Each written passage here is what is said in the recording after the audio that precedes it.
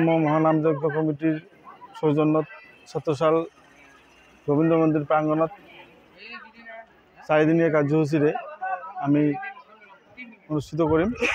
আজি প্ৰথম দিন আমি ইতিমধ্যে পানী তুলি আহিছোঁ আৰু গধূলি আমাৰ ভাগৱত পাঠ আছে, তাৰপিছতে অধিবাস হ'ব আৰু অহাকালি এক নাম পৰিৱেশন কৰিব গোটেই দিন আৰু দেওবাৰে গোটেই দিন আমাৰ নীলাকীৰ্তন অনুষ্ঠিত হ'ব।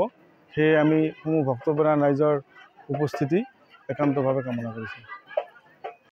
আজি শুক্ৰবাৰ 31/1/2025 আমাৰ ছত্ৰসাল হৰি মন্দিৰ প্ৰাংগণত গোবিন্দ মন্দিৰ প্ৰাংগণত 58তম ছত্ৰসাল নাম যজ্ঞ কমিটিৰ তৰফৰ পৰা আজি আমাৰ অষ্টপ্ৰহৰ আজি প্ৰাৰম্ভ হ'ল।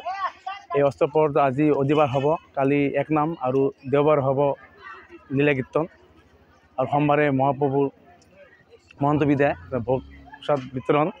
গতিকে মই সমূহ ভক্তপ্ৰাণ ৰাইজক অনুৰোধ জনাওঁ যাতে সকলে ইয়াত আহি আমাৰ কীৰ্তনসমূহ উপভোগ কৰে আৰু আমাৰ এই কীৰ্তন যাতে এই অনুষ্ঠান যাতে সাফল্যমণ্ডিত হয় তাৰ কামনা কৰিছোঁ। ধন্যবাদ।